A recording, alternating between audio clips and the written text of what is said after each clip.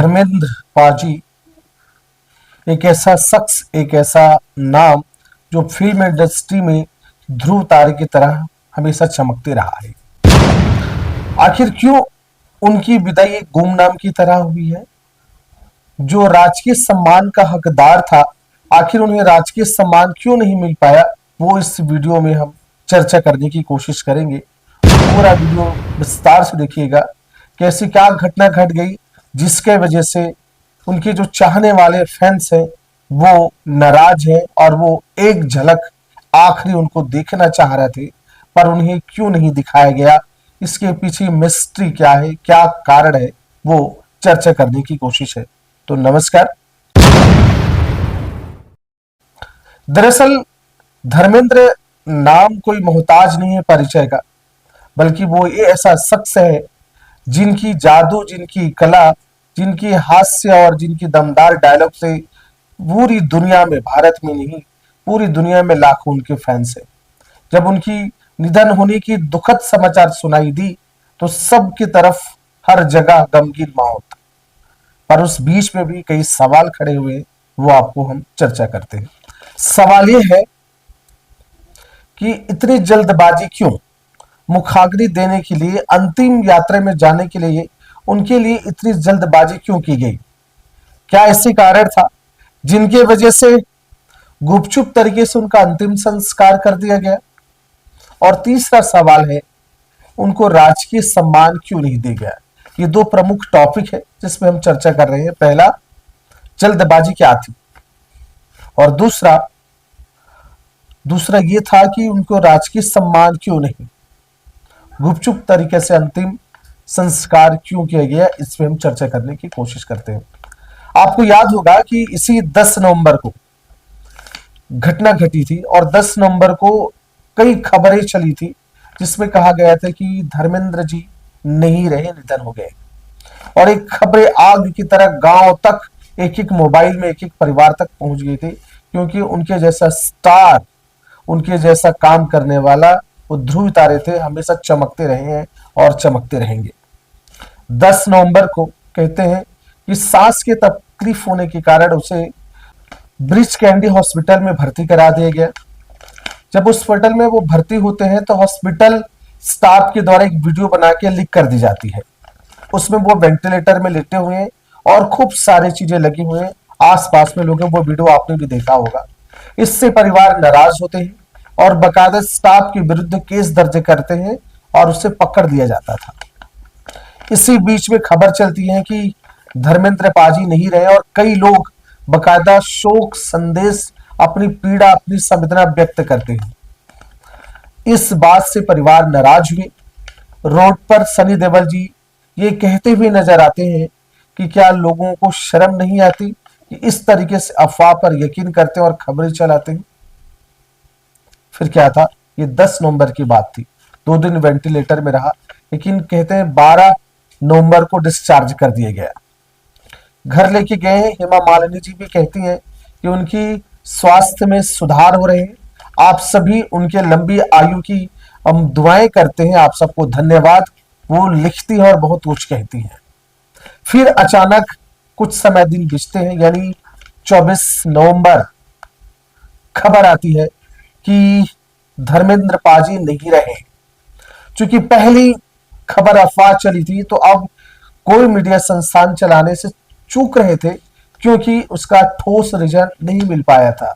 परिवार वालों ने भी आकर डायरेक्ट कुछ नहीं कहा। लेकिन अब इसी बीच की जो घटना घटी वो आपके सामने है, इसे बड़े ध्यान से समझिएगा और सुनिएगा। देखिए, पहला सवाल हमारा क्या था कि जल्दबाजी क्यों थी, इतनी जल्दबाजी अंतिम यात्रा में। तो अब उस समय, उस टाइम को अब फिक्स समझिए कि क्या हुआ था। 11:40 में मुंबई के जुहू, जहां उनकी आवास है, वहां पर सुरक्षा कर्मियों को चहलकदमी बढ़ जाती है। 11:40 और 12:40-50 के बीच में एम्बुलेंस बकायदा आती है और वो एम्बुलेंस धर्मेंद्र जी को उसी में ले रख करके उसे सीधे शमशान घाट ले जाती है और उधर 1:20 में उनकी मुखाग्नि दे दी जाती है। दर्शकों, धर्मेंद्र जी पंच तत्व में विलीन हो रहे थे और उनके विलीन होने की खबर जब तक फैलती तब तक वो विलीन हो चुके थे पंच तत्व में। आप सोचिए, यानी 1:10 में एक आईएनएस न्यूज एजेंसी है, वो खबर ब्रेक आउट करती है, वो चला कहती है, ब्रेक चला रही है कि धर्मेंद्र जी का निधन हो गया है। 1:10 में और 1:20 में वो पंच तत्व में विलीन हो जाया रहता है, मुखाग्नि दे दी जाती है। 3 बजे हेमा मालिनी जी वहां से निकलती हैं शमशान से। अब सोचिए, इतने कम समय 11:40 से लेकर के 1:20 के बीच में पंच तत्वों में विलीन होना और बाकी उसके बाद का कार्यक्रम जो रहा होगा वो करना। इतने कम समय मिला एक ऐसे फिल्मकार को जिसका फैंस देश में नहीं विदेश में है, जिन्होंने 6 दशक यानी 60 साल तक फिल्म दुनिया में काम करी। 1960 से लेकर 2013-14 यमला पगला दीवाने जैसे मूवी बनाने वाले सिने स्टार, जिन्होंने खुद की एक प्रोडक्शन फिल्म स्थापित करा था विजेता, और उसमें से सनी देओल को कास्ट करा, बॉबी देओल को करा, खान फैमिली में तमाम को हीरो बनाने वाला धर्मेंद्र पाजी सिर्फ 4-5 घंटे ही उन्हें मिला। और एक बड़ी बात यह है कि इतनी जल्दबाजी क्यों रही है, कारण क्या है? क्या कारण यह है कि कुछ समय पहले यानी 10 नवंबर को जो झूठी खबर चली थी, इससे परिवार नाराज था और नहीं बताया गया। क्या इसलिए बिल्कुल किसी को बिना समय दिए लेके गई? एक सवाल है, ये भी हो सकता है। दूसरी बात है, राजकीय सम्मान क्यों नहीं दिया गया? आपको पता ही होगा कि जिनको पद्म भूषण मिलता है वो राजकीय सम्मान के हकदार होते हैं। तो ऐसे क्या कारण रहा है?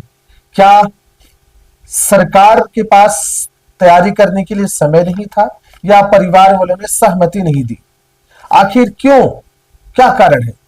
अंतिम निर्णय तो सरकार को ही लेनी है, वही तय करता कि राजकीय सम्मान देने लायक है कि नहीं। चूंकि पद्म भूषण है, 2012 में इनको पद्म भूषण दिया गया था और उसके नाते इन्हें राजकीय सम्मान के पूरा हकदार है। तो क्यों नहीं दिया गया? फैंस में भी नाराजगी है, वो नाराज है कि कम से कम अंतिम यात्रा में हमें उनके तो दर्शन देख कर देने देते, देख लेने देते। ये नहीं हो सका। इससे सवाल उठता है कि राजकीय सम्मान क्यों नहीं हुआ। हालांकि उनकी तरफ से कोई अभी बातें सामने नहीं आई है कि असल वजह क्या है।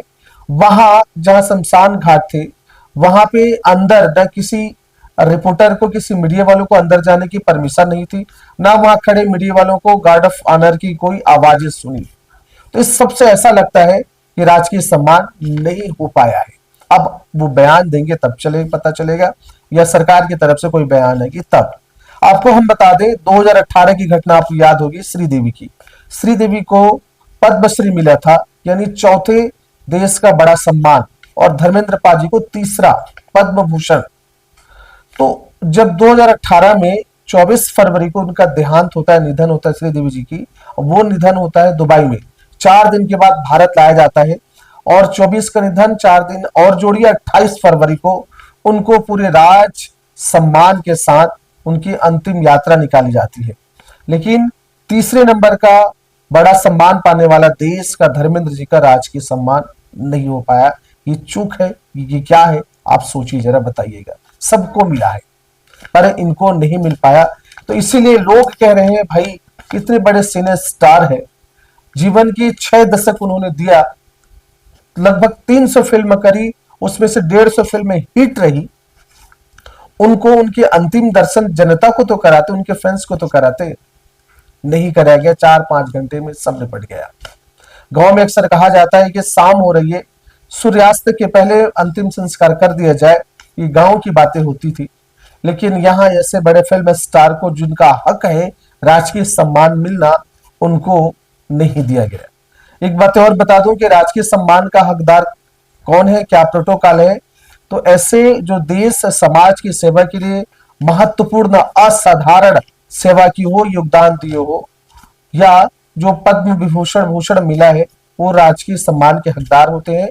उसके लिए उनको एक प्रोटोकॉल है कि अगर ऐसी दुखद घटना घटती है, निधन होता है, तो उनकी जानकारी राज्य सरकार को या गृह विभाग को दी जाती है, या सार्वजनिक जब उनको पता भी चलता है सरकार को, तो वो खुद निर्णय लेती है और तत्काल एक आदेश जारी करती है उस जगह के, उस जिला के जिला कलेक्टर को, प्रशासन को, और वो तत्काल राजकीय सम्मान की तैयारी करता है। ये प्रोटोकॉल होता है।